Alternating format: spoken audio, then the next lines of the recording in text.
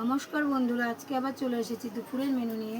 দেখুন আজকে দুপুরের মেনুতে কি আছে। এখানে আছে গরম ভাত, আর আছে টক ডাল।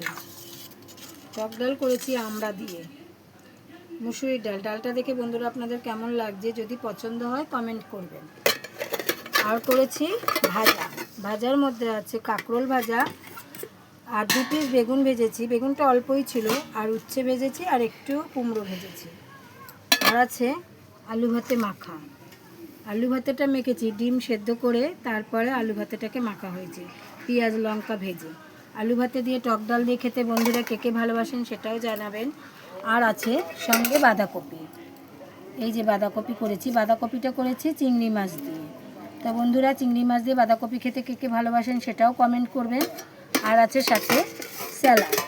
স্যালাডের মধ্যে আছে লেবু, কাঁচা লঙ্কা, পেঁয়াজ, শসা আর টমেটো।